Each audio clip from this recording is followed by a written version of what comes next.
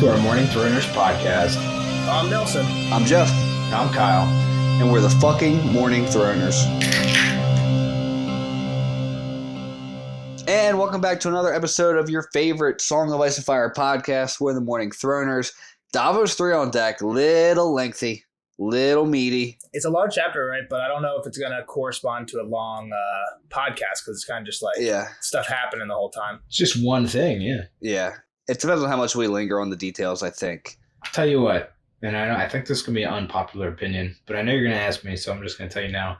Didn't really like this chapter. It was too much, man. It's a lot, man. It's a lot. It's kind of hard to tell what's going on. Exactly. So you guys are always talking about like point of view and whatnot. So Davos is a sailor by nature, pretty much, right? Yep. Yeah. So like, of course he's going to like care about this whole sea battle like this. Yeah. And like the dynamics of how a ship works, you know, and yeah. So I mean, I get that, and I get that like this is also the scale of this war currently as well. Like, so it kind of just it has to be big, but like it was just it was too much. So I just started going through, and I'm like, I don't even care whose side this boat is on. Yeah, I'm gonna hear about guys dying on it. Doesn't matter. Yeah. It's probably gonna sink, and then that'll be the end of it. That's what I was gonna say. Like when you get into the part of like listing the names of it, I'm like, I don't care. Like, just tell me like 15 of Stannis' ships. Like, I don't need to know every one of these ships' names. Yeah. You know, you could say like, oh, a Baratheon ship rammed a Lannister ship. Yeah. Like, I don't care that it's Heartbane's son but I do like the ship names though. Ship names are cool. And what's the ship names are cool, but it's like, god damn, like who the fuck is that? You know, like. You guys will notice because A, I don't think Kyle's going to watch House of the Dragon, and B, we're recording this early August before House of the Dragons even come out. But several of these ship names are like characters from House, like that are going to be like main characters of House of the Dragon. Queen Alicent, she's not going to be in House of the Dragon, but she's like basically dies a year before House of the Dragon starts. Princess Rhaenyra, I think she has a ship named after her in this one. She's going to be like the main player in or I guess it's Princess Rhaenys, who's the queen who never was. She's going to be a character in House of the Dragon. There's several ships that are in here that are named after like old timey people from a show that like this episode is going to be coming out Monday, August 29th. So it'll be right after the second episode of House of the Dragon. So people like who have never the first time read through, they're like, okay, ship name. A few of these now are going to be like, oh, wait a minute, I know who that is because of this TV show.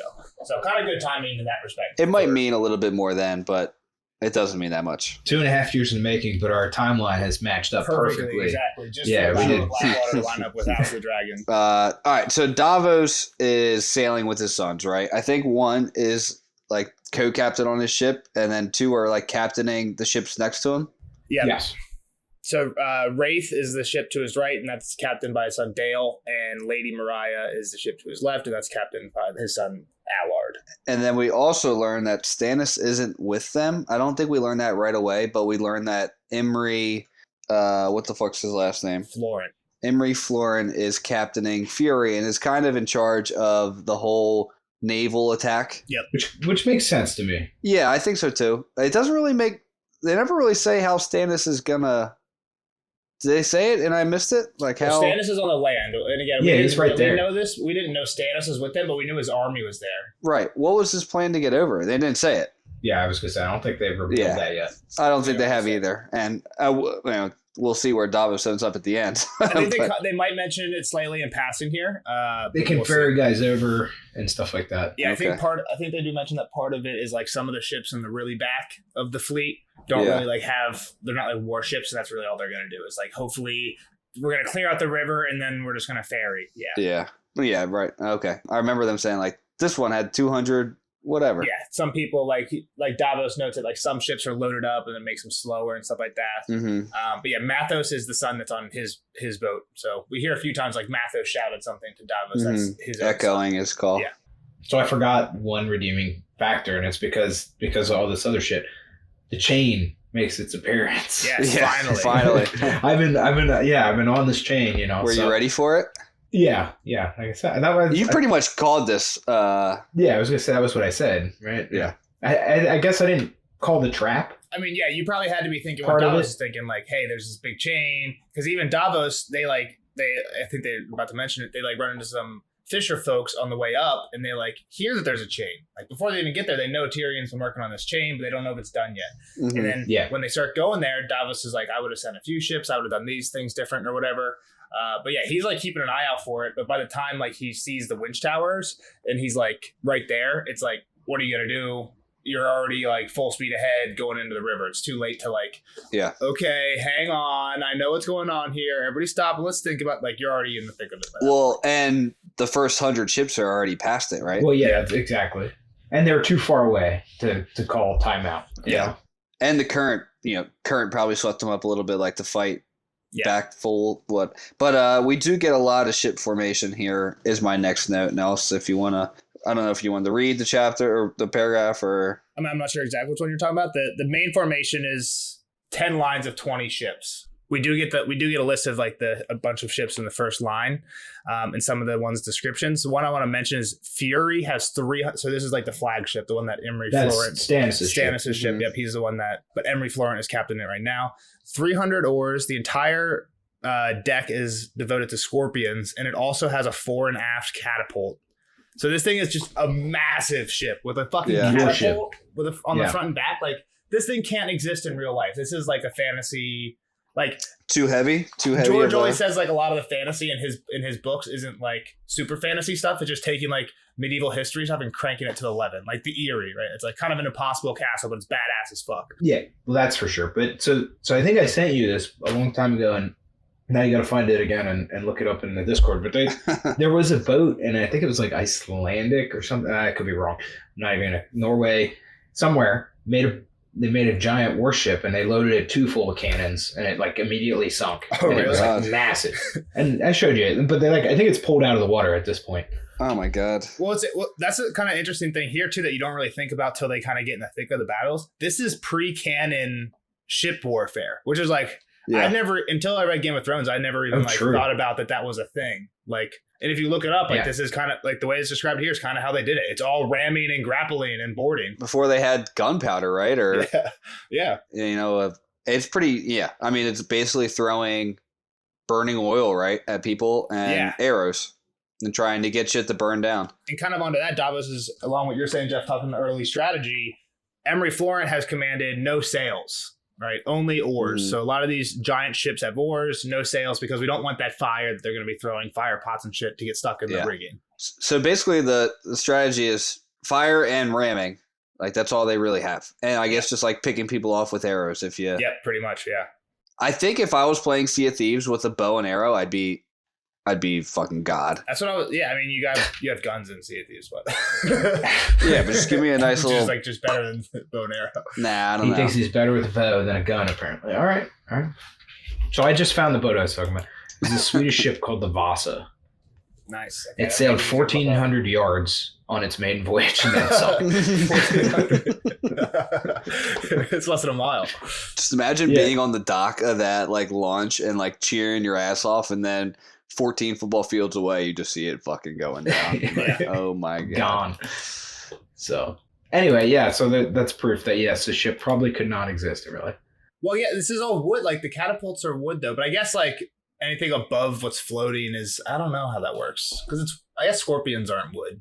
The catapults are mostly, I don't know, doesn't matter. There's bronze or whatever, iron, whatever they use. Scorpions, now I might be wrong. They're just big fucking crossbows, right? Yeah, pretty much like a big crossbow. Ballista. Yeah. Okay. One other thing I want to mention, another ship here, is the Pride of Driftmark. The only reason I'm going to mention this one, this is captained by Lord Munford Valerian. Valerians are like very small. They're not even in the TV show at all. They literally have like no part in. It's not that they have no part, but they're like a lesser house in the books, like in the entire Song of Ice. Is that where the steel comes from? Steel? It's different. It's spelled differently. Okay. Thank you, Jim. Oh, gotcha. Yeah, so short history, they were like a Targaryen type family in terms of they came from, like their ancestors come from the same place that the Targaryens' ancestors come from, right? You kind of have three types of ancestors: First Men, Andals, and Valyrians. First Men are like the North people, like, oh, we're old as fuck. Andals is like Wildlings. Everybody else. Yep.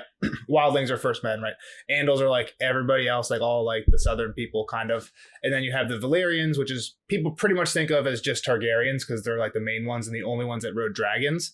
But the Valyrians and the Celtigars are also not Targaryen families, but Valyrian family, so they came from Valyria, From the same that place area. the Targaryens did. Those two families were never dragon riders, though, and the Valyrians are actually moved to Westeros before the Targaryens did. They were just like the ship people. The reason I kind of bring any of this up is they're going to be huge in House of the Dragon because they were from the same place the Targaryens are. They were really, really buddy with the Targaryens. So again, this is going to be coming out right after the second episode. A lot of people have just been watching this. I don't know what's in the first 2 episodes yet, but I'm sure there's going to be Valyrians in them.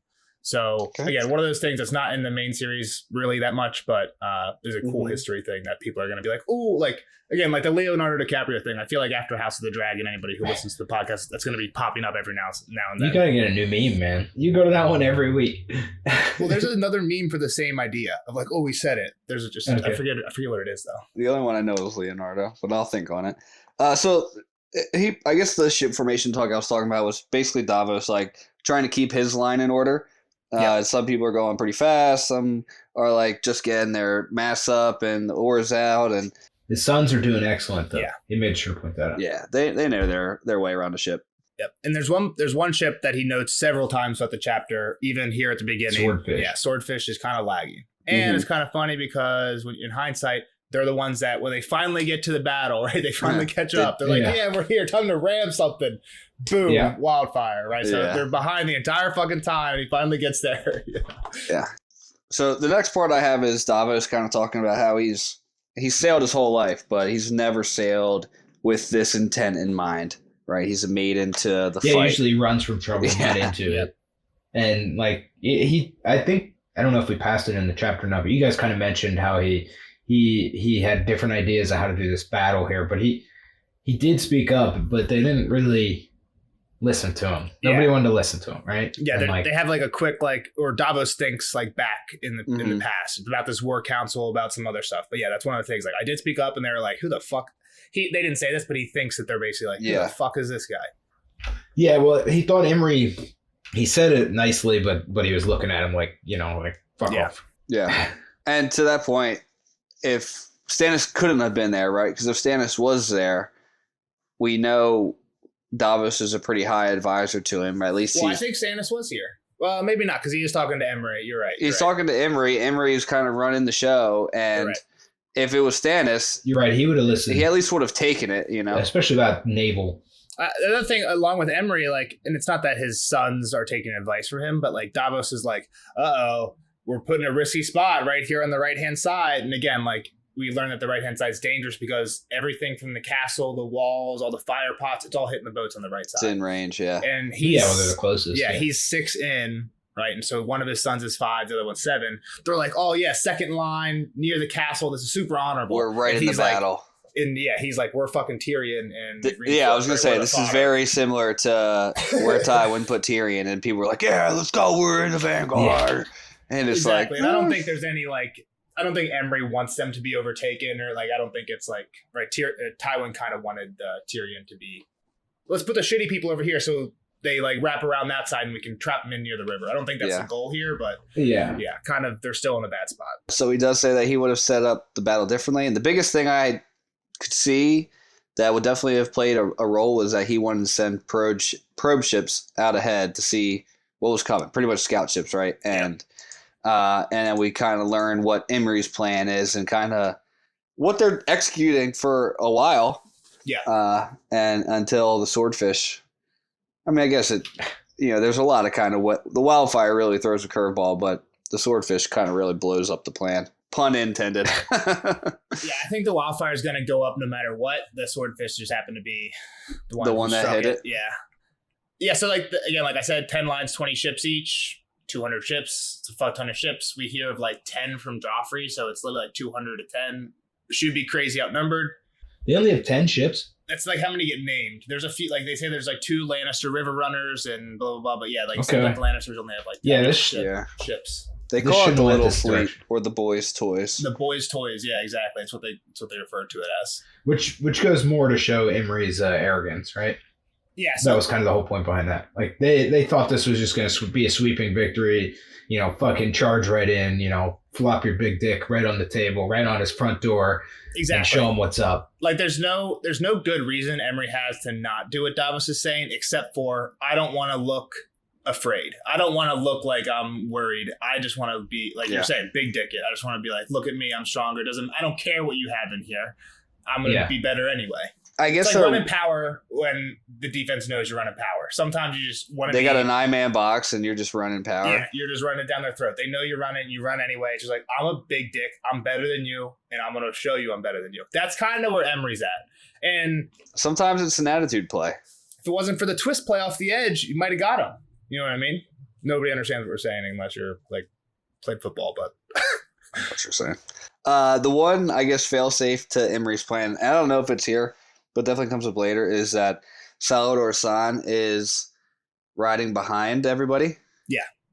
I think it's later on, but we pretty much find out later on that he's kind of pissed to not be in the fight, and Davos knows that he's being wasted back there because he's pretty good. I think it's actually pretty quick. It's not. Yeah, no, it's pretty early that he says that. Yeah, I see it. Exactly. Yeah, he's an excellent sailor and fighter. Like, his guys are good. Like, you want them up front. Yeah. But another thing Davos mentions here is there's 3 other ships that they got. They mentioned them a few times. Prayer, Piety, and Devotion. There are these 3 ships that had been seized from Lord Gunser Sunglasses, I think what Davos says. And this is, again, in passing, I think we've only heard of this guy once before. In the first Davos chapter, when they're having the burning of the gods, this was one of the guys who's like, yo, we shouldn't burn the gods. Like, that's not cool. Go figure, this guy's religious, having ships named Piety, Prayer, and Devotion. But he got thrown in jail for that, and they took his, clearly they took his ships. But it's kind of interesting that they have that. Also, kind of along the lines of, like, why haven't we renamed these ships that are, like, Targaryen names if, like, we hate the Targaryens? That's what I was saying to you. That's what I was going to mention. Like, those are Targaryen names? Like Princess Rhaenyra. Those, okay, yeah. Like, why would you hold on to them? It doesn't. Well, I was saying these goes to the same thing. Like, if we're super anti Faith of the Seven now, I mean, I guess prayer, piety, and devotion are more like general religious terms, not necessarily Faith of the Seven. But rename these fuckers if they're supposed to be like Faith of the Seven ships. Can you just rename a ship like that? I don't know if that's allowed in this kind of. Well, the reason I think they don't is I think just as like a sailor's thing. That's what I'm saying. I guess. Yeah. Like, fuck that. I'll stick with the trader's ship name. Yeah, that's its boat's name. Yeah, you don't want to bring that juju on the ship, right? Yeah, I'm sure some people do, but I bet you it's probably a sailor thing. It's probably like to the point of Fury is definitely a recognizable ship. Yeah. I'm sure some of these war galleys are very noticeable. Well, Davos knows all the ones from the King's fleet, from Joffrey's fleet, right? Yeah. My next note is the weather hasn't been kind to him. Yeah, it's made him real late. Stannis has been here. I mean, we knew Stannis was here for a while, but they're lagging behind. They, like you said, the water or the wind was blowing the wrong way. The currents were fighting them the whole time. Yeah, they got into a few fights, or they found some people and they had to chase them down so that word didn't get away or something like that. But. Yeah, the fisherman. Where that's when they ask about the chain. He was curious to himself, and then he thinks about when they got these fishermen and what was Tyrion's plan. And it didn't really seem like the fishermen had too much of a clue other than that they were making the chain. Yeah. But not sure if it was done. So then Davos was talking about like kind of the conditions, like you're saying weather conditions for like the actual battle. He's saying, so again, he's saying the wind is against them, but it really doesn't matter because sails are up. Mm-hmm. So it's more about oars. They have... Well, the river or whatever rushes out of that bay. The river's rushing out, but the tide... Is going in. Pushing so it. They're going to have the he's like we're going to have the flood tide to get in. They have the current and the winds at their backs, and we're not going sails. Like it's kind of a toss up, but they have probably a slight advantage because of the river current. But yeah, I think to your point, it's just kind of cool what like Davos is like thinking about all this shit. It would be interesting to see like is Emery thinking about this, or is he like just, Emery? Is he like just drinking a cup of wine, like oh this battle's going to be magnificent? You know what I mean? Like, does it? It makes me wonder if he knows naval shit like Davos, or is he just a battle commander? Right? Like, isn't that a naval term? I thought they called him admiral at some point. I don't think so. You might be right though. The only mention of him before that I have in my notes when they were making up the lie about Stannis' wife having fathered a bastard with Patchface. He was like the first, like let's say his wife fucked her own brother. Okay, and then that's where it came from. And that's him. Cersei Emery? Says that. Emery. And I think Cersei says, or someone says, like, that's just stupid if we make the exact same lie, right? They're saying you fuck your brother. Why would you say she fucks his brother? Let's make it more salacious. Mm-hmm. But yeah, he's the first. That's the only thing I have in my notes of him. He wasn't at the meeting with Courtney Penrose. There was a Florent there, but it wasn't this guy. It was some other Florent. Yeah, that's the only time Axel. we've heard him before. Axel, I think, is one there. Yep. I had another note, just kind of it comes into play pretty quickly, but Davos isn't wearing any armor. Yeah, helmet and boiled leather, because he thinks that heavy mail is just as like to kill you as it will to save you on the water. I mean, and yeah, like Jeff said, we see people dying of that pretty quickly. He also thinks that like they're kind of stupid for trying to get funneled into this river here. He's like, any open water and we take them easily, but it's kind of like 300 if you've seen 300. Exactly. It's exactly what Joffrey's doing. I say Joffrey, but the city is doing here. Yeah. Tyrion. Funneling them into the hot gates and making those numbers. I think it's like the same quote. Their numbers count for nothing here. And Davos doesn't like that. Yep. So then we get a list of all the ships on the first rank or in the first line. We got Fury in the middle, Lord Stefan and Stag of the Sea flanking it. And then Davos refers to the rest as the hundreds, which I'm pretty sure means 100 oars, because later he talks about the 200s. So we have Lady Hara, Brightfish, Laughing Lord, Sea Demon, Horned Honor, Ragged Jenna, Trident 3, Swift Sword, Princess Rhaenys, Dog's Nose, Scepter, Faithful, Red Raven, Queen Alysanne, Cat, Courageous, and Dragon's Bane. Bunch of ship names right there. I officially will admit that when I got to the first ship name, I skipped to the last ship name. I didn't read. I read them all, but I was like, I don't know if this is it, maybe. And then they just kept coming, and they're like getting slipped in there, and I'm like, yeah, I don't care. Well, a lot of them are repeats. So I was also interested because Sea of Thieves, my favorite video game, you guys know that if you've been listening from the beginning, recently had a big update where you can name your ship for the first time. Boom. I didn't go with any of these. I did go with a Game of Thrones inspired one, Maiden's Fantasy.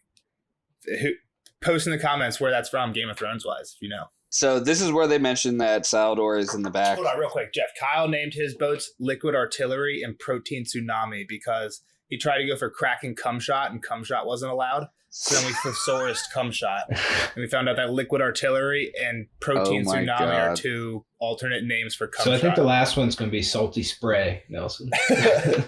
Salty Spray. Oh my God. They're all pretty good. Way more original than you, Nelson. But mine isn't even original. That's the best part. But all right. Did you copy somebody? No, we just Googled Cum Shot. Yeah, but at least you came up with like you found the online what's the word? Thesaurus. Yeah. Did something. But I think this is where they get the other lines, Nelson. At least the 200 and the 300 in the back or whatever it is. So I think the 100. I think the 200s and 300s are like ships named like big ass ships. He even calls the Fury a towering 300. So I mean, you know for sure that it's 300 oars. There's your answer. Mm-hmm. Yep. So I think Davos's line and behind, I think, are less than 100. He says that behind Davos came more ships, smaller Mirror's contingent. None of them had more than 80 oars. And behind them, it was ships with only sails, slow cogs, and carracks. And then there was Salador San in the back. Bringing up the rear. Yep. Well, he was calling the Valerian a towering 300, but still. Yep. Which is Salador's sand ship. Yep. Yeah, I know. So Imri sounds the attack. Oh. Yep. And they start going fast. Davos calls for fast crews. And it was right as the swordfish was catching up, but they leave the swordfish in their dust again as soon as they start moving. Too heavy of a ram. Yep. We find out what it is later on. Big old swordfish. Pretty cool. And this is my next note is Davos noticing the two towers. He's like, dude. He was like, oh man, I've been here before. I think he notices like a lot of different things about the castle. Everything's burned down. It looks super high up. Like it's pretty scary looking up at the defenses. He knows there's tons of guys up top. It looks like a demon hunched on the mountain against like the lemon sky. Also, this is one thing in the show. This is at nighttime, and I feel like we had kind of been talking about like, oh, does this happen in the night? Does it happen in the day? It happens at sunset. So like this chapter is when it's bright out. Davos says like there's sunlight on the steel chains of the thing, but like I could see the next chapter being maybe it's getting dark. It's getting dark. I'm not sure. I actually never really thought about it until we brought it up last chapter. I knew that this one was at sunset because of he mentions the sun on the chains. And this hadn't happened yet in the Sansa chapter for sure. I don't think so. This is 100% after. She would know the explosions or whatever probably. Yeah. The quote where he recognizes, like you were saying, Jeff, where he recognizes the towers is kind of cool. He says he's always known the port of King's Landing better than the back of his own hand. The squat towers of raw new stone that stood opposite one another at the mouth of the Blackwater meant nothing to Sir Emery Florent, but to him it was as if 2 extra fingers had sprouted from his knuckles. And that's kind of funny because Davos actually doesn't have fingers, right? Yeah, just 2 fingers from his knuckles. You skipped the best part of that, though. Go ahead. He said he knew the waterfront a deal better than the back of his hand, since he had not spent a good part of his life sneaking in and out of the back of his hand. Yeah. Yep. I think the funny part is the 2 extra fingers sprouted from his knuckles because he just talking about like if my fingers grew back. Yeah, is what he's talking about. Well, he noticed these things. Yeah, for sure. Yeah, for really sure. Obvious to him. The big thing is, like you just mentioned, Nels, that there's a big chain. Yep, he notices it. But they're not raised yet. Their chain isn't raised, and he's like, "Why the fuck are they down?" But too late to worry about that. We got to keep going. Yep. So between the ships in front of him, he can see. It's pretty obvious. Hold on. It's pretty obvious, right? Why would the chain not be raised? Like he thinks to himself, like, and yet they have not closed the river against us. Why? Why the fuck? What are you thinking? Like, obviously, they either want to keep you out or they want to keep you in. That's the only 2 things a door can do. But I guess, like, in your mind, you want to be in. So, cool. They want to keep me in. Cool. He doesn't know about the fire. Yeah. But later on, he's like, this is a trap. Like, he should have thought, man, this might be... Again, I think if he's in command, maybe he does call a halt here, or tries to say, like, hey, second half of He says he could make a guess as that as well. But, I mean, it's you know that. You're like, fuck, maybe they're trapping us. Like, don't say why. Like, you know. Just tell us you know. But I think what he's saying is, like he's kind of going through those options. He's like, they could cut us in half, but, like, what good would that do? And then I think, like, he doesn't say it, but along the same lines, like, sure, they could trap us, but what good would that do? Like, he just, like, there's no, like, then what is the next question? Yeah, like, he doesn't know the river's going to be on fire. Yeah, exactly. Yeah, exactly. You're right, Doja. Yeah, thanks, Scott. More shit happened. I said the Red Keep looked impressive. Yep. And then the first line at this point was now in the river. Yep. And I think shit starts firing away now. Yep, they get another horn sounded. Right, they go battle speed, and he's happy. Dale and Allard are keeping pace. They're all in a good line. All the boats are hauling ass now, except one. He glances over to Wraith. Dale's giving a little salute. His son's like all fired up for the battle. They're like getting in the mouth of the river. Swordfish is still behind, and he's like, "Damn, this shit looks everything's way bigger when you're up close." And now they're in the thick of it. Mm-hmm. Go ahead, Kyle. Were you gonna say something? I was going to say, this is when he first starts to piece together the chain. He says, they mean to draw us in. They want us jammed close, constricted, no way to sweep around their flanks. And with that boom behind us. Yeah. So he's piecing it together. And I mean, slowly. He did get it pretty quick here, Jeff. That's only a couple paragraphs rather. But still, you're right. The thing's behind him now. At this point, it's too late. That ship has literally sailed past the chain. Pun intended again. So he's looking around. He starts noticing the enemy boats. Boys' Toys, God's Grace, Prince Aemon, Lady of Silk, and her sister Lady Shame, Wildwind, Kingslander, White Hart, Lance, Seaflower. He's like, where the fuck are the best ships? Where's Lionstar? Where's Lady Lyanna? Where's Rob's Hammer? Where are these ships, Kyle? Where did they go? I do know. I can't think now. They are taking somebody to somewhere. They're taking Marcella. Right? Marcella to Dorne via Bravos. So they're going north and across the sea to Bravos, then down south to, which is why Nelson had a great map for that. Which is why they didn't cross paths, right? Because otherwise they'd be crossing paths if they were going straight south, which was the whole point of like, let's go to Bravos so we don't go past Storm's End. Let's just say this also got them out of the harbor as well. So I don't know if that's part of Tyrion's plan. That was my save the ships, not blow them up too. Even if they weren't there, like they probably want these 3 ships of. Like this river is going to become a shit show. Yeah. Let's get the ones that we actually care about elsewhere. Yep. There are two other of the boys' toys that are mentioned later that are not mentioned here, which are Queen Cersei and Loyal Man. So when they come up later, those are also Joffrey's ships. So Burning Pitch and Arrows start hitting the first line. Yep. The right side is getting noticeably more action. Yep. I think the main ones on the right side are Dragon's Bane, Queen Alysanne, Cat, and Courageous. They're the ones that Davos is talking about, getting lit up by fire, getting lit up by arrows in the front line. Soldiers falling off. Yeah, this is where we kind of learn out more exactly how the second line is set up. He's the sixth one. I said that earlier. We got all the prayer, piety, devotion. Lady Mariah and Swordfish were the only ones to the North Bank. And they start getting their shit too. Like, none of them actually get in any trouble that he says. Like, one of them gets some fire on the deck, but they stop it out.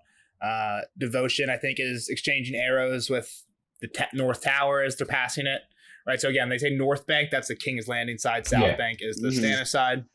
All right, so my next note is that he didn't like that they were flying. He notices that Joffrey's banners, right, and it's the Crown Stag, but there's a lot of Lannister shit going on too. I think it might even be on like a red fucking banner, which has always pissed me off. Yeah, so he says that they're flying both, right? Above the capital, they're flying both Baratheon and Lannister, and Stannis is just flying his fiery heart with the stag in the middle, but he's like, the stag's so small you can't even see it. He's like, we fucked up. We should be flying the Baratheon banners. It'd make the people inside the walls on our side. And he's right? There is, what's the group of people inside the walls that we know of that are de factos? What are they calling themselves? The Antlered Men. Yeah, exactly, which is all about like, go Baratheons go, and here we show up with these non-Baratheon banners. Yeah, exactly. It also pisses me off, too, because when Joffrey talks like, oh, I'm going to kill my uncle, I don't think of Stannis. I think of fucking Tyrion or, who in his mind, Jaime. Like, I don't think that he's a Baratheon because he's always fucking rocking. It's because he's not. I guess he's not. He's not, right? Which is fine. Isn't his uncle, yeah. But in his mind, he's a Baratheon. Yeah, exactly. And it's like, this is fucked up. But whatever. So Davos starts thinking about the X Factor, right? Stannis' X Factor, Melisandre. Kyle figured out what was going on with Shadow Baby. No Shadow Baby in this one. She's been sent to Dragonstone. She was not allowed to come. They were worried that she'd steal his glory.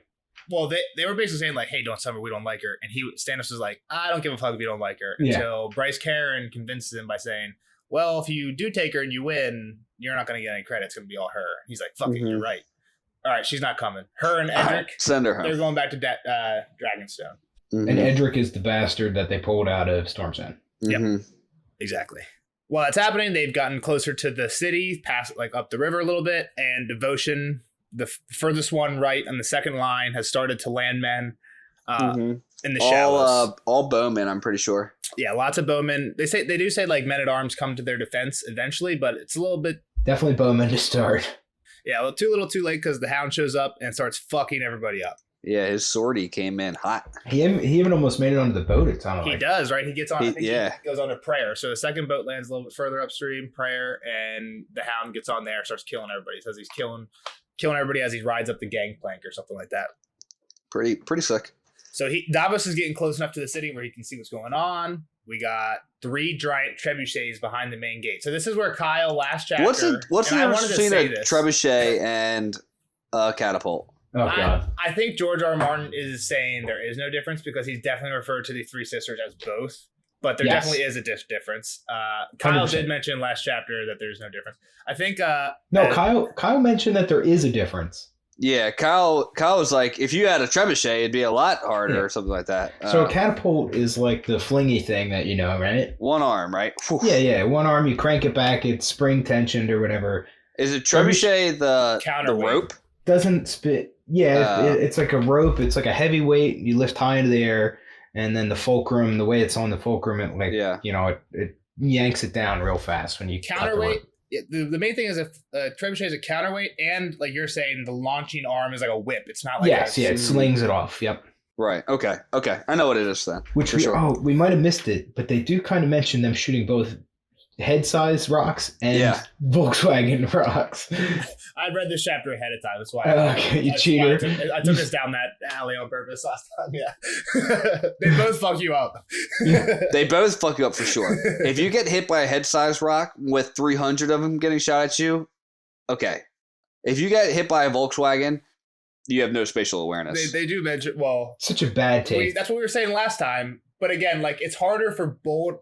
The thing that gets hit by the Volkswagen size one is a ship called Bold Laughter. It's easier for a person on land to be like, oh, you know what? There's a huge rock. Let's get out of the way. It's harder for a ship to be like, oars to the right, like within the 30 seconds. I think Jeff's talking on land. I still think that's a bad call because you're like stuck in formation. You might have nowhere to go, man. Maybe. But there's a chance that I could be like, holy shit, hey, you four, get the fuck, let's move. Like whoever's to my left, like, we got to figure this out. Like, are you looking at armor and are shit? you looking like, at what I'm looking at? And the reload time's got to be slower on yeah. these Volkswagens. So it's not like I'm getting of Volkswagens coming at me. If you're on the deck, you might even have time to take off some armor before you have to jump into the water to get away from that fucking Volkswagen. I still stand by. If you give Nelson a pumpkin cannon or whatever you want to do, it could be a trebuchet or a catapult or a air cannon, and I have 50 yards. He's not hitting me. He's not hitting me one time. How about a potato gun? What if we put you in a rowboat in a river and you're not allowed to jump out? How many shots do I have? The river's going to screw you up. You're going to be. I'll save it for the spoilers. Who you shoot with? You know what I'm saying.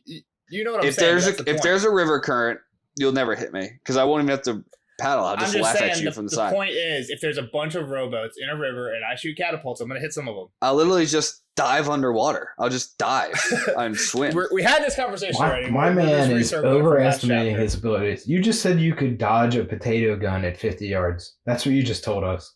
I think I can. How fast does a potato gun shoot?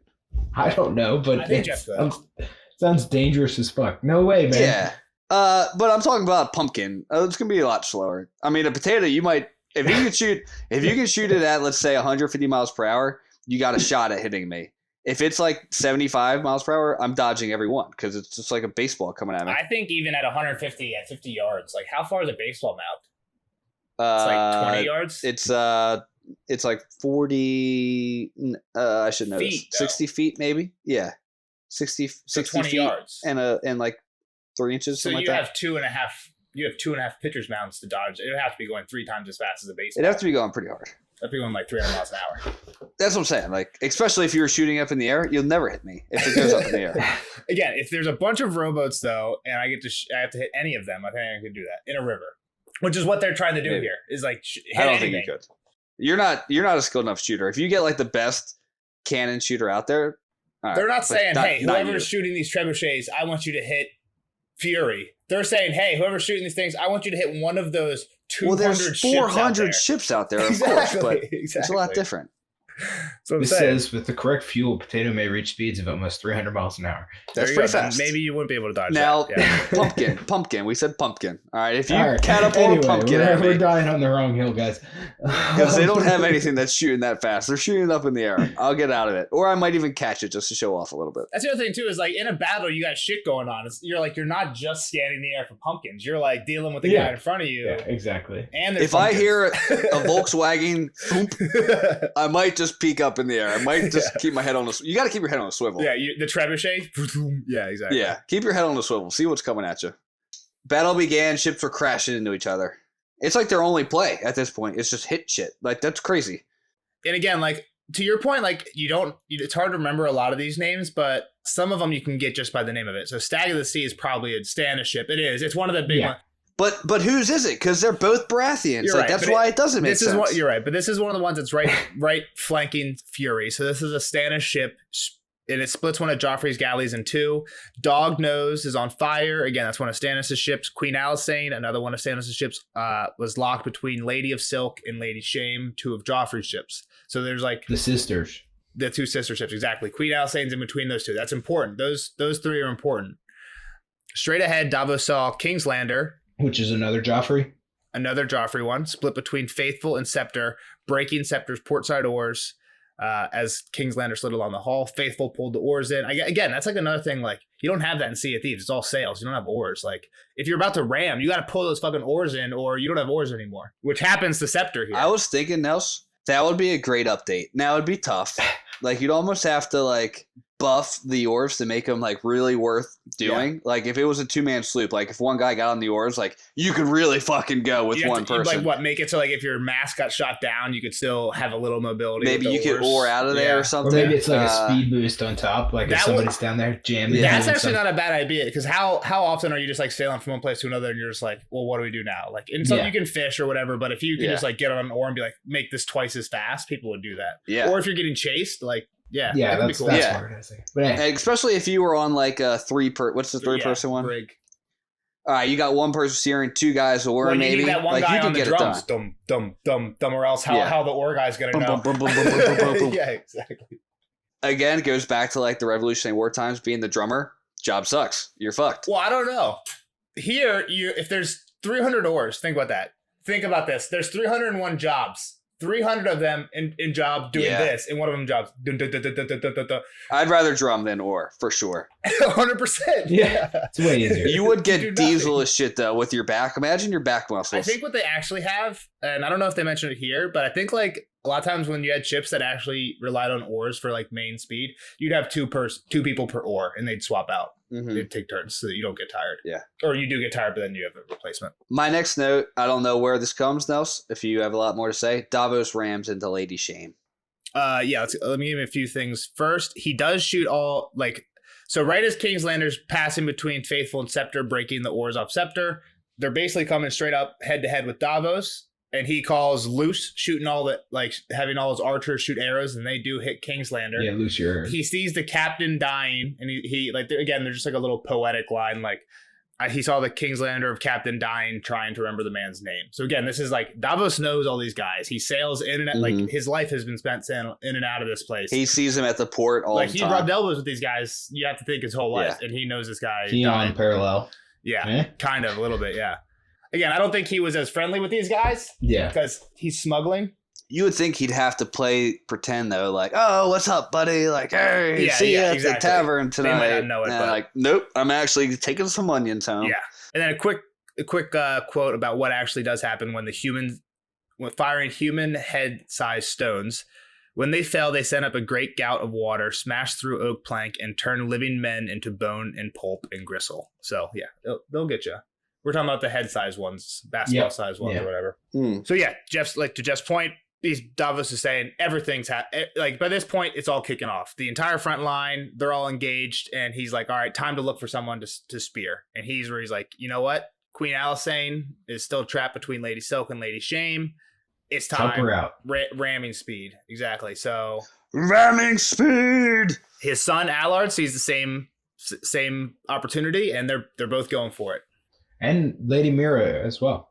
But you're right. Allard went first. It sounds like Myra. Well, he's the captain of Lady Myra.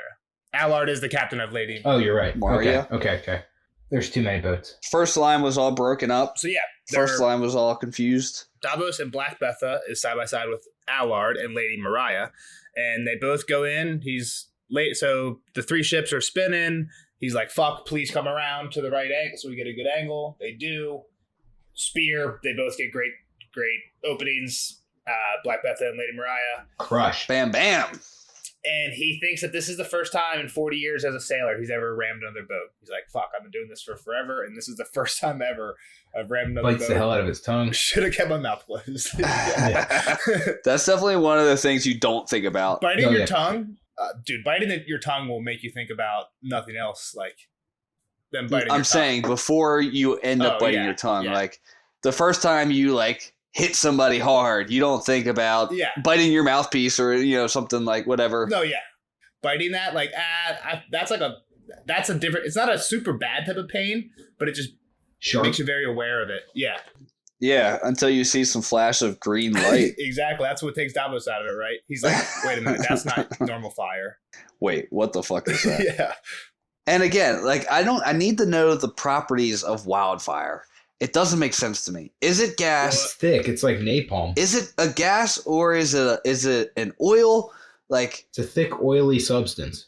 Okay, what are they throwing? Are they throwing the wildfire at this point? So here's a good question. Before we do the wildfire talk, let me do one quick quote. As Davos, so they ram into the ship and then they actually have to back out I don't know if they have to, but they do backwater to make the water full in the hole. And the quote is, "Lady's shame fell to pieces before his eyes, spilling dozens of men into the river. Some of the living swam, some of the dead floated. The ones in heavy mail and plate sank to the bottom, the quick and dead alike. The pleas of drowning men echoed in his ears." Again, I feel like this is just like kind of a good picture of what's happening probably all over this entire battlefield, right? Davos is seeing it here when he hits this ship, but all over the place. He does not sound happy about it. I mean, I think George... He's not a real man for battle either. That's what I'm saying, I guess. Yeah. Like, that's kind of to his personality. That's more what I was getting. And George is anti-war, which is Nelson. Exactly, that's what I was going to say. So I think he makes a lot of the characters like Davos kind of anti-war, and they point out that how brutal it is, when they're in it. Mm-hmm. So... Like we said, Davos sees wildfire, not normal. And to your point, Jeff, what is wildfire? What Davos says, evil stuff and well nigh unquenchable. Smother it under a cloak and the cloak took fire. Slap a fleck of it with your palm and your hand was aflame. Piss on wildfire and your cock burns off, old seamen like to say. So. Right. All right. So they are in a river. Yeah. Doesn't seem to matter though. What do you mean? They're in a river. Like, yeah. It sounds like this fire is on top of the water. 100%. That doesn't happen with normal fire. I guess maybe oil. With oil? Oil, I guess. Is it oil? Like, yeah, that's what I'm saying. It's like a thick, like, oily Do you need to ignite wildfire, or is it already ignited? It sounds very volatile. No. It definitely needs to ignite, because there's a part, we'll get to it, but there's a quote where Davos... he sees Swordfish ram the Hulk, and he sees the stuff pouring out, and he's like, back, and then a whoosh. He hears a whoosh, and then the deck's gone. Like, that's kind of how he explains it. But we know that it's extremely volatile based on like the whole Tyrion thing. All it takes is like one of these jars to break, and then the whole room could go up in flames. It sounds like it's self-lighting. It's like if it gets the air enough of it, like, like the oxygen does something to it or what. If anything's not in the perfect condition, it could go up. Sounds very extremely sensitive. I don't know. I think it needs to be ignited, but it's like a thing where like you put it on a hot plate. How does that work? You throw a thing in this and then it hits something and then you have to figure out how to ignite that out there? Well, you light it. You light it and then you throw it. You light like a cloth and you throw it. At this point, there's enough burning pitch, hopefully, that something's going to light on fire. I think it's like a cap jar. But isn't that how Molotovs work? Like, the idea is like a Molotov could be a cap jar too. The whole point is you just want fire near the gas so that when the bottle explodes, throw the gas. There's fire to ignite it. I think... Like, I'm telling you right now, I'm pretty sure these are just fire pots that are... I'm not disagreeing. So the one thing I was going to kind of ask you guys is, where does this wildfire come from? It seems like most of the wildfire, we're jumping a little bit ahead, but it's kind of just like floated down the river on this in like a huge like blow up-y target. This is coming off the walls, man. So this is so there's this whole thing where Tyrion's like, hey, have them fill these jars with clay pots and practice flowing them, right? But when Davos first sees shit getting thrown, it's not wildfire. Like, which makes me think that or is it wildfire and he just wasn't close enough to it yet? No, it wasn't, because it wasn't green. Yeah, it wasn't like, I don't know. Maybe to your point, is it like a dark green to like a hunter, a winter green? I assume it was, but again, maybe the show is taking over, so I don't want to assume. No, it sounds like it was fire pots. Yeah, I think it was normal fire, but like so when I saw that, it makes me think, and I was kind of going to ask you, Kyle, like, what did you think anything of that? Like, where's the when those fire pots were being thrown, were you like, where's the wildfire? Like, didn't we have something for this? I mean, when he said he saw the green serpents of wildfire, it's like, that's when it changed, obviously. I don't know what else your question is. And I mean, here they even talk about how like it's a limited substance. Don't worry about it. You might see a little bit of it. What you're referring to is Emery had told Davos and the rest of the fleet this before the battle. Like, hey, they're going to have some of this probably, but it's not going to be a lot. Don't worry about it. Dragons aren't around, so they'd have no way of making this thing in mass production. Yeah. Yeah, you're good. Says, pretty much. I think they might have some floating in the water now, and they're hoping that I don't know. I don't think so. I think there's so much fire everywhere just from normal fire that they're like, sure, let's just spill this shit everywhere. And then if we need fire arrow at the worst case, best case, it'll do it itself. Get enough fire and then we'll throw that shit too. We don't have to linger too much on it. It's not that big. Yeah, and we'll get to it a little bit later. We'll get to more of it later. We say Emery didn't really think they had that much. They found out in a little bit they did. Whiteheart is trying to come ram Bertha now. That's my next note. I don't know. There might be a lot between that. He makes a cool move beforehand. Also, at some point, I might have skipped it. Maybe it hasn't happened yet. Does it like a scorpion like almost hit Davos? Like a scorpion bolt? Like lands at his feet? I think it landed in somebody else's deck. I thought doesn't he hear like a thump and like he's throwing off the deck like at the end? No, this is somewhere else. So he almost got hit by a splinter off another boat, I think. Yes. Yeah. A splinter. I believe it was a splinter. So this is where we're talking about the giant Volkswagen-sized rocks. They've switched from the heads to Volkswagen-sized rocks. One lands in between Wraith, which is Dale's ship, and Black Betha, and splashes both of them, but doesn't hurt either. And another smaller one hits Bold Laughter and exploded like a child's toy. Mm-hmm. Spraying splinters as long as a man's arm. Yeah, and this is where Davos sees smoke and green fire. And he sees through smoke and green fire, Davos saw a swarm of small boats bearing downriver. Ferries, wherries, barges, skiffs, rowboats, and hulks that looked too rotten to float. So this is what I think is like, it's just like barrels of wildfire and just like. I agree. This is where the most of it is. Yeah. I thought one of you guys had said like you didn't think it was mostly floating stuff. So I meant, I might have said that, but I meant not floating on top of the river. Like it wasn't like they had the river prepped with it. Oh, gotcha. So Davos notes that some of the ships have gotten upriver. Once this wildfire goes off, we don't really know the state of things besides a lot of shit is really bad. Yeah. Like, could these ships still be alive? Like upriver? These three? Lord Stefan, Ragagena, and Swiftsword? Just keep sailing. Just keep sailing on by. If you look back and there's just green fire everywhere, probably keep sailing. Sails down. He hits the Queen Cersei's pleasure barge. Yeah, yes, which was no longer a pleasure barge, right?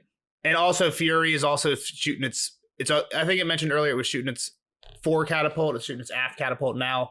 Everything's going off, but it's not actually getting range. It doesn't have the range to hit anything. Yeah, and Davos shoots between Scepter and Faithful, which are neither one's doing well. Scepter lost its oars. Faithful has been rammed by another ship. He glances off Queen Cersei, like Kyle said, the pleasure barge. This collision knocked a bunch of people off, or they're killing the ones who are still floating.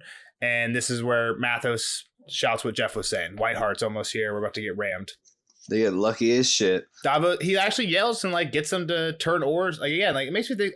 In my head, it would take forever to get people to turn a boat, like a collective group of people. For sure. Turn a boat. He says that the current saved them. Okay, it was mostly current. Cool. I think these guys are trained enough that it's not that bad, though. I think they're pretty fast and skilled. That's, like this is what they do. Keep the shitty ones. And this is Davos's boat, like because like you think as a smuggler. Yeah, that's what I'm saying. You want to be on my boat. You have to be good at your job. For some reason, I always think like Davos as a smuggler as like on a solo sloop and Sea of Thieves by himself. But like this has got to be like his smuggle boat, right? Like he smuggles with a boat of 100 people. This is probably the Onion boat. Yeah. I kind of thought that he was a solo slooper. Like, is this the boat he brought into Storm's End and Safe Stand? He couldn't have because he sails underneath fucking. Oh no, but you're right. When he's rowing Melisandre in, he thinks Melisandre, like, he's on like a fucking what Captain Jack Sparrow takes with the charts that he cut out. In that one, yes, but in that one he's thinking that this reminds him of the Storm's End night. So you're right. In that occasion, but with the onions. Yeah, with the onions. But I bet you most of the time, like when he's smuggling like cargo to make money and not pay taxes, deal. He's got to be doing this, right? Just to hold. He's got to want to hold all the loot. Yes. And then a lot of PvP going on. Yeah, grapples, boarding, rails. A lot of boarding. Got to hear the water splash. So, like, Davos, it's the second time Davos has mentioned it. It seems like there's this, like, custom or rule of war when fighting ship to ship. What's the first thing Davos does when he gets on this other boat? Looks for the captain. I got to find the captain. That's it. Me and him, 1v1, man to man. That's how we do it. And earlier, when he's about to, like, he thinks, we might have to fight Kingslander.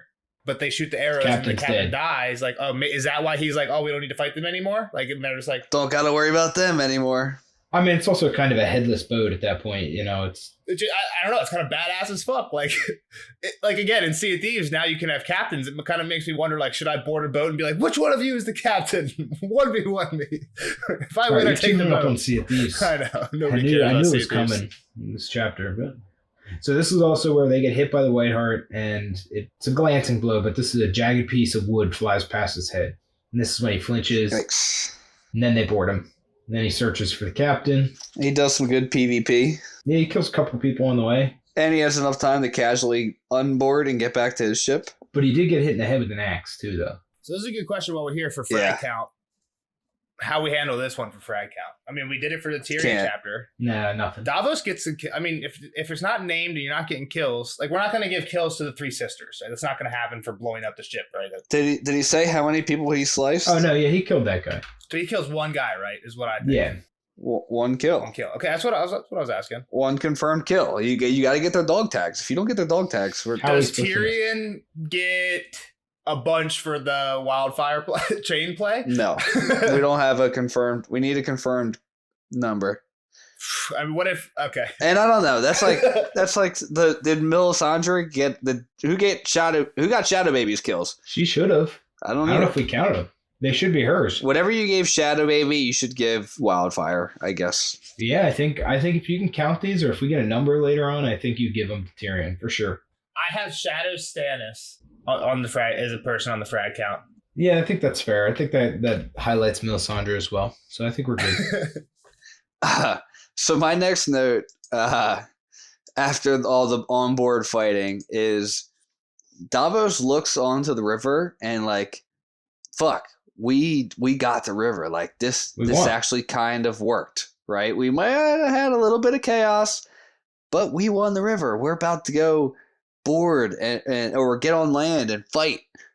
Is that? I don't know if I got the same thing. There's literally a quote that says for those few instants, Black Betha and Whiteheart were the calm eye in the midst of the storm.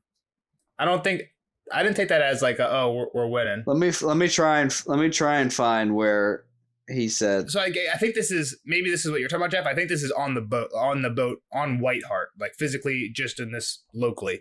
Most of the enemy were dead, dying, or yielded. He took off his helm, wiped blood from his face, and made his way back to his own ship, trotting carefully on board slimy with men's guts. Yeah. He says, the whole of King Stannis' fleet was in the river now, save for Sowder Sans Lyseni. Yep. Soon enough, they would control the Blackwater. Sir Imry would have his victory, Davos thought, and Stannis will bring his host across, but gods be good, the cost of this. So, like, he's like, pretty much we won. Like, this is over. It looks good. We lost a lot of shit, obviously. Is this where he goes through, like, I have a bullets in my notes of, like, different, like... Go for it. Things that are... making sure I'm in the right spot. Queen Alysanne, Lady of Silk, and parts of Lady Shame were Green Inferno drifting downriver. So all three of them fucked up, right? And that Lady Shame is the one that Davos and them rammed. That's all before. Right? The other two were the two that had been hit. Yep. He's saying now those are just fucking kindling floating. Amir's galley had slammed into them and was on fire as well. Cat, which is a ship, was taking on people from the sinking Courageous. Dragonsbane had gone between two stone docks and ripped her bottom out. The men from the ship had rushed ashore and joined the attack on the walls, right? So that's where Stannis and everybody's at. Red Raven had been rammed and was listing. Stag of the Sea was fighting fires and borders both. Stannis' side had captured Joffrey's ship, the Loyal Man, which is kind of funny, right? Because the Loyal Man is the only ship that we hear of that gets captured and switches sides. Fury had her bow smashed in by a boulder and was fighting God's Grace. Bow smashed in by a boulder. What did I say? Bow. Not a captain. The Pride of Driftmark had crashed between two Lannister river runners, flipping one and hitting the other with fire arrows. So is that like basically what Davos is thinking when he says the cost of this? He's like, fuck, everything's going down. Yes. Yeah. But they're going to win, but the cost of it is... And so this is kind of where you guys like had said what happens. We hear like what's Stannis' plan on the South Bank. Some men were already getting loaded onto cogs. Some of the smaller ones had already been making their way across. So some of the like third, fourth rows behind Davos, right, have been landing, and some of them have actually loaded up and started to take Stannis' people across. So another reason why, oh shit, yeah, we lost a lot of the fleet, but things are looking good. Yeah, and then Mathos touched his shoulder. Captain, sir. The swordfish was getting ready to mount its attack. Finally showed up. Yeah. She had never taken her sails down. They're on fire. Yep. Davos notices one of the floating hulks is bleeding green blood, and he yells, "No!" But no one heard him except for Mathos. Davos clutches at his finger bones. Swordfish crashes into it, and a ton of wildfire liquid spilled out onto the surface of the river. Jeff, read that quote. With a grinding, splintering, tearing crash, Swordfish split the rotted hulk asunder. She burst like an overripe fruit, but no fruit had ever screamed that shattering wooden scream. From inside her, Davos saw green gushing from 1,000 broken jars, poison from the entrails of a dying beast. Glistening, shining, spreading across the surface of the river. Backwater! He roared. Away! Get us off her! Backwater! Backwater! The grappling lines were cut, and Davos felt the deck move under his feet as Black Betha pushed free of Whiteheart. Her oars slid down into the water. Then he heard a short, sharp woof, as if someone had blown in his ear. Half a heartbeat later came the roar. The deck vanished beneath him, and black water smashed him across the face, filling his nose and mouth. He was choking, drowning, unsure which way was up. Davos wrestled the river in blind panic until suddenly he broke the surface. He spat out water, sucked in air, grabbed hold of the nearest chunk of debris, and held on. Swordfish and the Hulk were gone. Blackened bodies were floating downstream beside him, and choking men clinging to bits of smoking wood. 50 feet high, a swirling demon of green flame danced upon the river. It had a dozen hands, and each a whip, and whatever they touched burst into fire. He saw Black Betha burning, and Whiteheart, and Loyal Man to either side. Piety, Cat, Courageous, Scepter, Red Raven, Harridan, Faithful, Fury, they had all gone up. Kingslander and God's Grace as well. The demon was eating his own. Lord Valerion's shining pride of Driftmark was trying to turn, but the demon ran a lazy green finger across her silvery oars, and they flared up like so many tapers. For an instant, she seemed to be stroking the river with 2 banks of long, bright torches. Dun dun dun. So that's basically where everything kicks off. Like, kind of to your guys, like what you're saying, like Davos has no fucking clue. Like like you can tell Davos like knows about what's about to happen, tries to prepare, but I just like the quote when it actually happens. He heard a short, sharp woof as if someone had blown in his ear. Half a heartbeat later came the roar. The deck vanished beneath him, and the black water smashed him across the face. Just fucking bomb goes off. Straight bomb in the middle of the battlefield. He's standing on the deck, and then he's just underwater, just like that. Yeah. Yeah. Oh man. That's when he looks back to the backside of the river. Chain, what's up?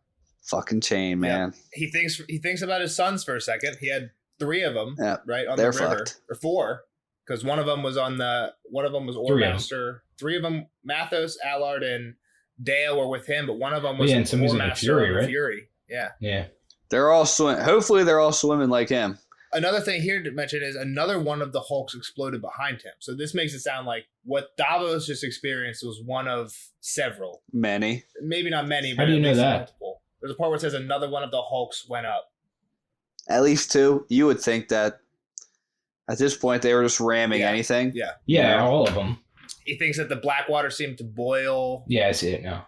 Basically, the chain's up and they can't get out there. Yeah, he realizes for a second, he's like, oh, I'm being swept out into the bay. Thank God, I might be saved here. Like, there's not going to be fire there. Everything's not going to be horrible. And he's like, I'll be able to swim, or Salador Sand will pick me up. Everything will be good. I swim pretty well. And he turned and he saw what awaited him downstream. Kyle, you can read the last one. The chain. God save us. They've raised the chain. Where the river broadened out into Blackwater Bay, the boom stretched taut, a bare 2 or 3 feet above the water. Already a dozen galleys had crashed into it, and the current was pushing others against them. Almost all were aflame, and the rest soon would be. Davos could make out the striped hulls of Salador Sand's ships beyond, but he knew he would never reach them. A wall of red-hot steel, blazing wood, and swirling green flame stretched before him. The mouth of the Blackwater rush had turned into the mouth of the hell. Yep. So Davos' choice here is... What I don't understand, like, he's a person. Like, can he swim under the chain, or, like... Depends I on guess how there's deep a big it goes, pile of burning wood. Swim to the other side of the river? Yeah, I guess, like, how much wood is in front? Could you go under and make it... Yeah. Underneath all the burning stuff? 40 burning ships pushed up against it. It might not be easy to swim under, so okay, I'll give him that. But yeah, no, it seems like this plan worked perfectly. I think Davos is going to live through this. I feel like he seems too cool to kill here. I hope he's too cool to kill here. How about that?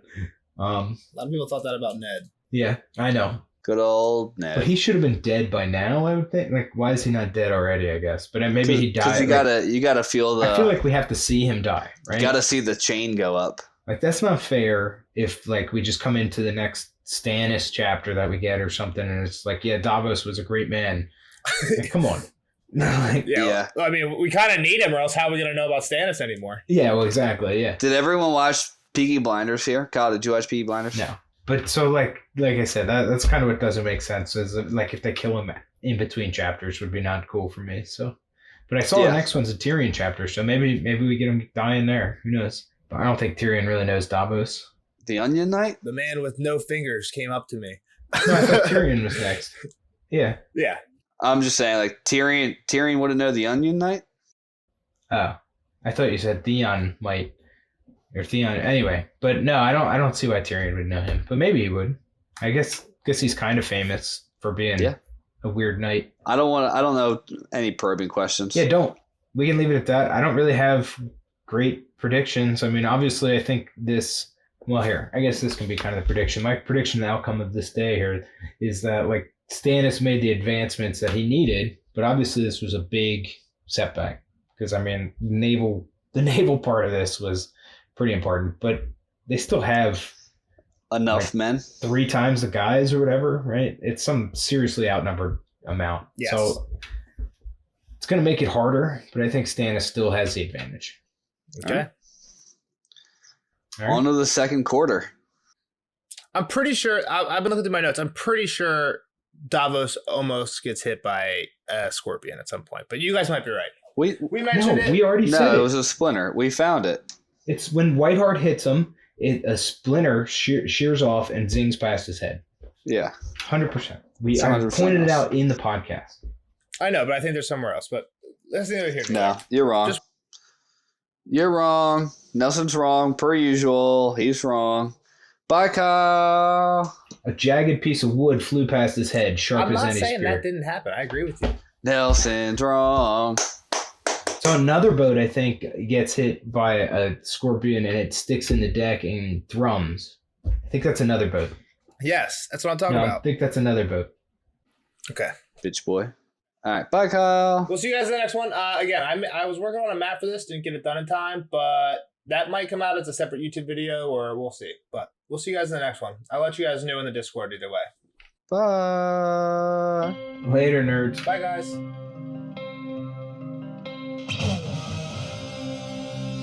Spoiler alert! Spoiler alert!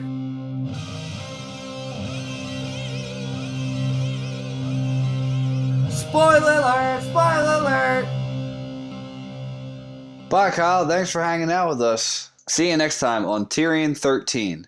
Boy, what's your hot takes? So, before you got here, while you were, Jeff, take a little pee break in between the spoiler and non-spoiler section, I read a quote from the next Tyrion chapter.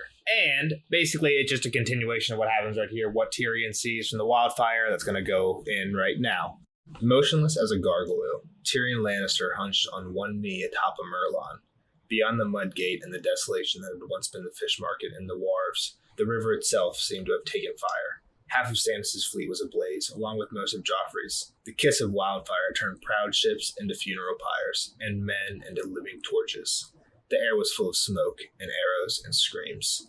Downstream, commoners and highborn captains alike could see the hot green death swirling towards their rafts or carracks or ferries, borne on the current of the Blackwater. The long white oars of Mirish galleys flashed like legs of mad centipedes as they fought to come about, but it was no good. The centipedes had no place to run. A dozen great fires raged under the city walls where casks of burning pitch had exploded, but the wildfire reduced them to no more than candles in a burning house, their orange and scarlet pennons fluttering insignificantly against the jade holocaust. The low clouds caught the color of the burning river and roofed the sky in shades of shifting green, eerily beautiful. A terrible beauty, like dragonfire. Tyrion wondered if Aegon the Conqueror had felt like this as he flew above the field of fire. Do you hear them shrieking, Stannis? Do you see them burning? This is your work as much as mine. Somewhere in that seething mass of men south of the Blackwater, Stannis was watching too, Tyrion knew. But the point of that is at the end, and I did a little skip towards the end, but we were talking about, the only reason I'm bringing this up is because we were talking about like, oh, does Tyrion get these frags for this wildfire kills? And basically Tyrion is disgusted. He's like, this is necessary, but he doesn't feel good about it, having just killed all these people when he sees it. And he thinks, Do you hear them shrieking, Stannis? Do you see them burning? This is your work as much as mine. Yeah, I think it's him. I mean, one other thing, part of quote that I just read. Tyrion wondered if Aegon the Conqueror had felt like this as he flew above the field of fire. So he's like, do you just feel like basically saying like, I feel like a mass murderer, not a war hero. Not a war hero. Yeah. I would say it's his weapon, right? Like it's kind of similar, not similar. It's similar to poison where you use this and it kind of indirectly kills them. I mean, like, you indirectly kill them using this weapon. You know, it's not like shooting an arrow, right? You kind of... So you're saying, like, an arrow is different than this? I don't know. Like, an arrow, you're still removed. Like, stabbing someone is, like, what does the Joker say? Okay. You're the Batman guy. What's the Joker tell that guy after Batman leaves and he's there? Guns are too quick. He's like, I know your friends better than you ever did. Some of them are cowards. Well, you got to tell me which scene. I said after Batman leaves the interrogation. Do you want to know which ones are cowards? What's he say? He's like, you don't want to know why I use a knife? You don't get to savor all the emotions. I guess that's what you were saying, right? Yeah, you had the right quote. You want to know why I use a knife? Guns are too quick. Yeah, you don't get to savor all the... Yeah, it's the same quote. Yeah, it's the same one. So this is what I was getting with poison. Like, say you could drop a poison in a cup, knowing that it's like their bedtime cup and they're going to drink it later. Like, it's not a kind of instantaneous thing where they kind of threw this wildfire out there knowing that at some point...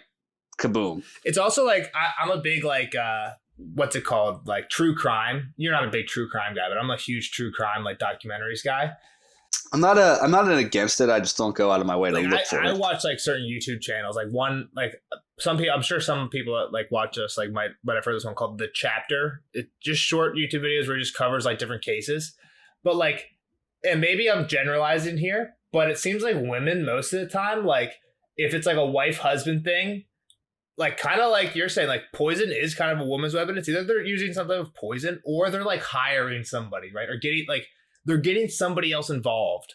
Where, not that men won't, like, do team murders, but, like, I feel like there's, like, I feel like I see a lot of, like, women hiring, like, a hitman type thing. You would know more than me, for sure. Which is where, and kind of to your point, like, it almost, like, removes you a little bit from it. Who gets the kill? Who gets the frag? Exactly. The hitman or the person? It's got to be the hitman. That's how I see it.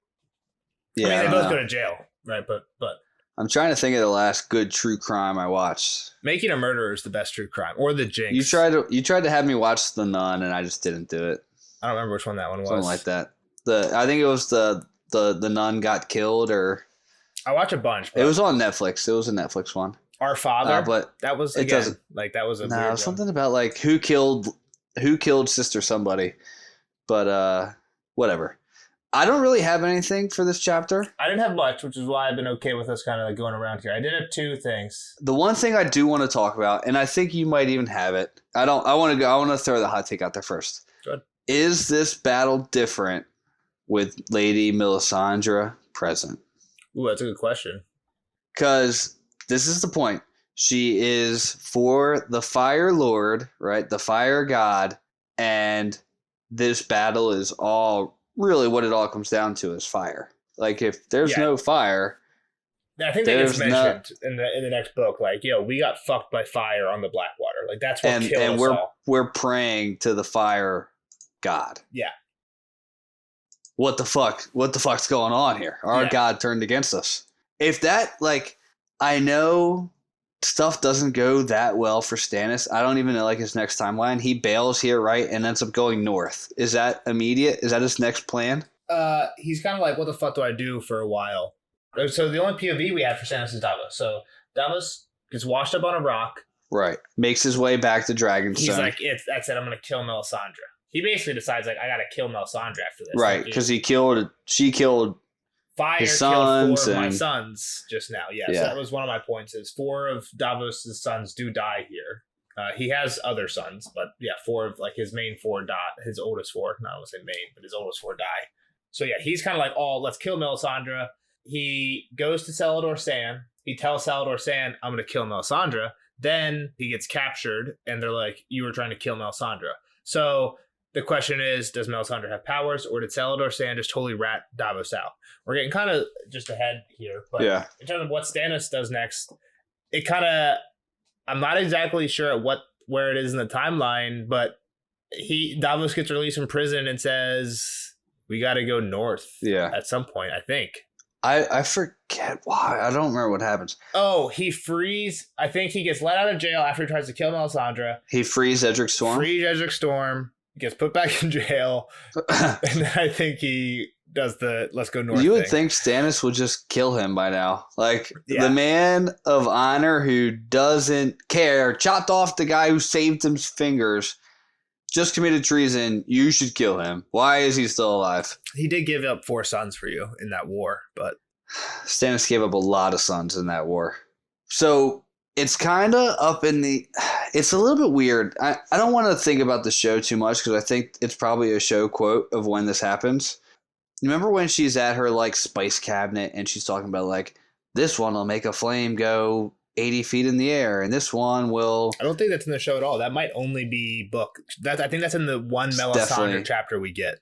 Nah, it's definitely in the show because I think she's probably even naked. Who would she be telling though? Who would because what you're implying is she's telling somebody that her magic is fake. She's a fraud. Right. Who would she be telling that? I'll have to look. I'll have to try and find the scene. All right, maybe it's in the book. That there's definitely like the one Melisandre chapter we get. She does think to herself like, yes, a lot of what I do is make people think I have power when I don't. She's kind of admitting that she's a fraud. But it also leaves it up to question: is there something actual there though? She's like, yes, I have to do this so people believe in me, but then I actually do have some power. Is the way I kind of take it. But again, it's been a while since I read that chapter. So to my point, obviously we saw her give birth to Shadow Baby, right? Shadow Baby is a super real thing, has 2 kills now. Yep. But we know her fire powers are fake. And in the show, we know we know that the Fire Lord is bringing people back to life. Yeah. Or Samir does a couple times. We are assuming she's going to do it with Jon. It's kind of weird that she has this super real powers of being able to do some crazy shit. But then she also is like, no, it's just all spices and fucking, fanfare. What would she have been able to do at this battle? Where would she have been? What would she have been trying to do? It just kind of interests me. Yeah, now that you're bringing that up, it makes me think. I'm trying to find the quote. I'm trying to think about where in my notes it would be. Remember when Stannis tells Davos that Melisandre had a dream of his ships burning under King's Landing, so he goes to Storm's End instead. Yes. When is that? Is that in the Cat chapter when Cat meets with Stannis? Shadow Baby chapter. You're saying Davos 2, Courtney Penrose Shadow Baby chapter? Yeah. Her flames do not lie. She saw Renly's doom as well. On Dragonstone she saw it, and told Selyse, Lord Valerion and your friends, Salad or Sam, would have had me sail against Joffrey. But Melisandre told me that if I went to Storm's End, I would win the better part of my brother's power, and she was right. But, Davos stammered, Lord Renly only came here because you had laid siege to his castle. He was marching toward King's Landing before, against the Lannisters. He would have... Stannis shifted in his seat, frowning. Would have... What is that? He did what he did. He came here with his banners and his peaches to his doom. And it was well for me he did. Melisandre saw another day in her flames as well. A morrow where Renly rode out of the south in his green armor to smash my host beneath the walls of King's Landing. Had I met my brother there, it would have been me who died in place of him. And that's coming up, right? That's a Tyrion chapter. Exactly. So, we're not going to know any of that till Storm of Swords. Right? Tyrion is in the thick of it, but it's not till he wakes up in Storm of Swords that we get really an aftermath of what really happened in the battle. Sansa might get a little bit of it, but I don't think she would understand really, like, a POV chapter from her. She wouldn't really understand everything that was going on. Yeah. But yeah, so that's interesting, right? That Melisandre kind of already said this was going to happen. Some fires cast 2 shadows instead of 1.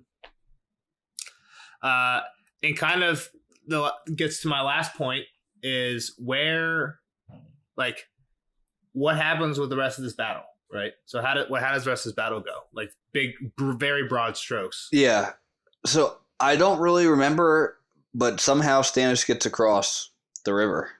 A bridge of ships forms. So right. So but aren't they all on fire? Like, why are they not on fire? I always thought this was at the chain, where the bridge is dangerous as fuck. It's not like, oh, look, it's a nice bridge. Like they say, like crazy people and really brave people are going across this thing. Yeah. But yeah, bridge formed somewhere. I always assumed it was at the chain, but I think the chain's too far downriver. So maybe it's not at the chain. Well, I guess we'll find out. I was talking more like at the end of it, like what happens? Wildfire blows up. The fleet battle is over. Stannis has some men cross.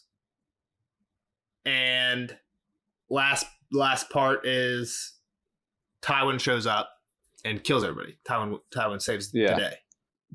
And Loras is a part of that. Tywin and the Tyrells, yeah. How is this when we find out like Littlefinger shows back up and we learn about Bitterbridge and everything like that? Yeah.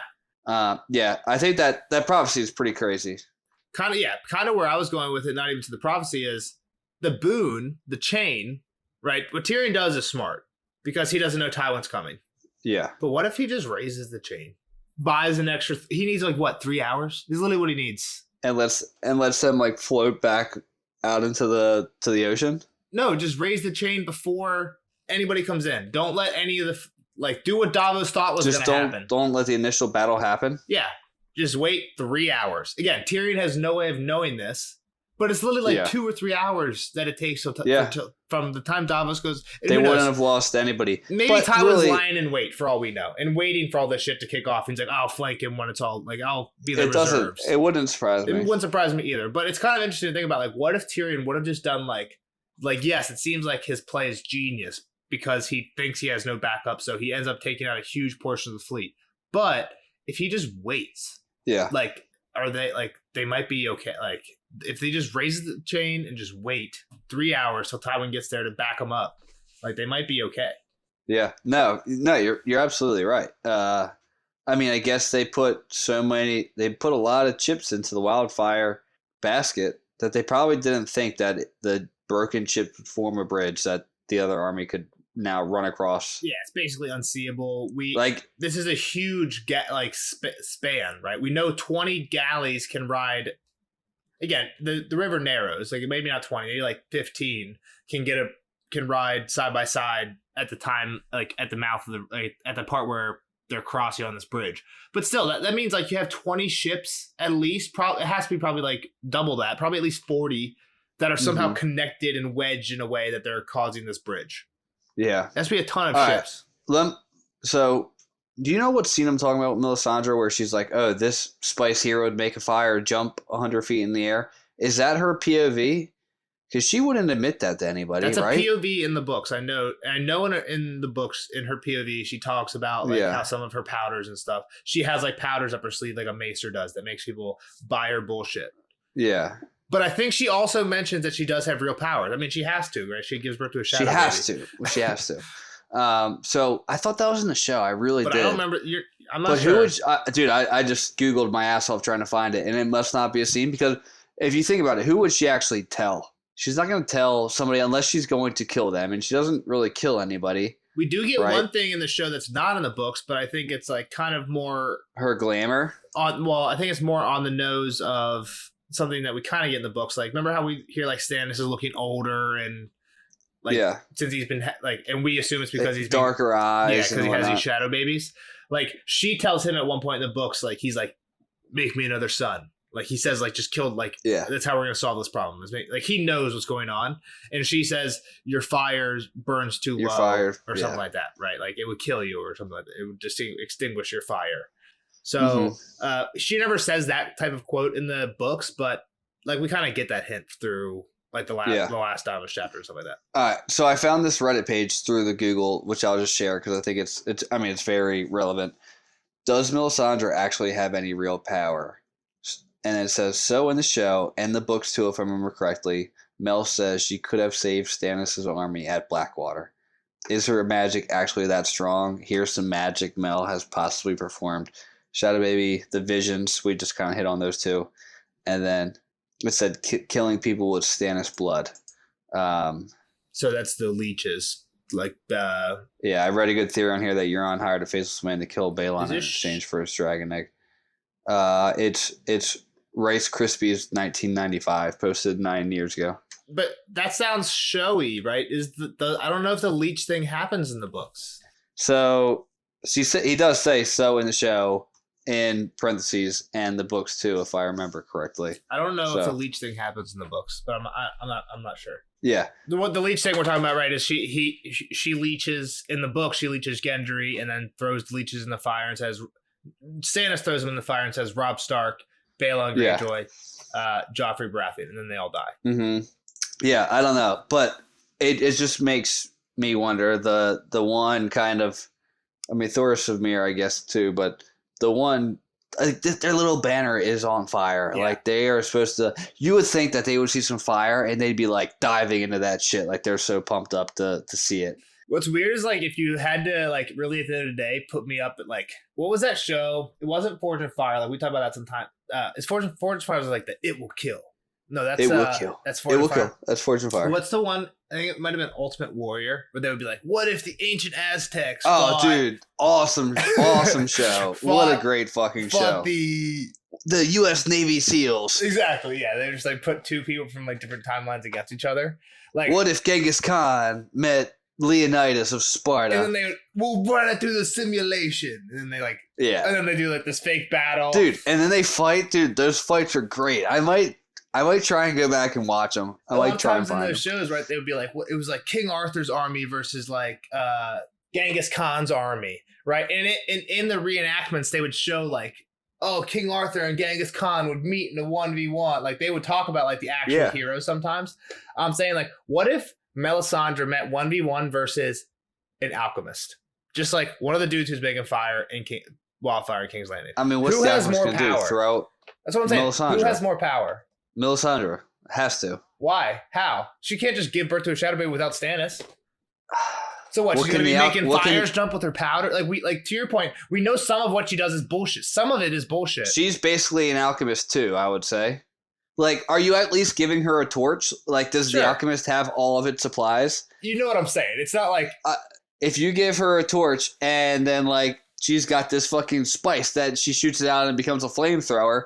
That's pretty good. Sure, you each get a day to go fill your pockets with whatever weird alchemist magic-y you can go make wildfire in a day. You know what I mean? That's what I'm saying. So my point, like, could she throw some shit out there to like prevent? We already know she's not wearing any fucking clothes in the winter time, right? She's walking around hot as fuck. Yeah, John says like I can just tell next to her that she's warm. Something weird's going on there. I'm just saying, like, it seems like she doesn't have, to your point, maybe not. She might not have too much more magical ability than these everyday alchemists. And again, the alchemist might not be every day, but like more than she's got. I mean, she fucking birthed Shadow Baby. No matter what else she did, like if she's gonna have to bring Jon back. Jon's not dead. He can't be dead. The Shadow Baby is like the one thing in the entire series that like if you try and say, oh, this isn't real magic, like, oh, it's sci-fi or whatever. Like the Shadow Baby is like a big wrench in that. Like, everything else you can kind of like dreams, maybe telekinetic sci-fi. Like Shadow Babies, that's just straight up fantasy magic shit. I like a little bit different in the book. I feel like she was kind of pregnant with Shadow Baby. In the show, Davos is looking at her. She's not pregnant. He looks away. Looks back and she's like fully 9 months pregnant. It's the same in the book. He never mentions. I feel her in the being books pregnant. Like she kind of like was wearing like a big ass cloak and then she like I feel like she was kind of growing a baby. Maybe it was super sped up. Davos still mentions how he's like in the books how he's surprised when she does take off her cloak. He's like, holy fuck, I didn't expect you to be pregnant as fuck. Yeah, but in the show it's like in the matter of 3 seconds. So we're lingering on nothing. We can. If you're good, I'm good. I feel like we talked about relevant shit. Yeah, I'm good. We're kind of going in circles. It's a short one. We don't need to extend this. It's long enough non-spoiler. So thanks everybody for listening to us, and be sure to like, share, next one's comment. Actually really fucking short. Like maybe shorter than the last Sansa. This one's being recorded way early. You guys aren't gonna get this one for a few weeks. Jeff's about to go into football. Busy season for football. We might not be able to record for a few weeks, but you guys won't miss a beat. So we'll see you guys next week. We'll see Jeff after camp. Good luck. Bye. Bye-bye.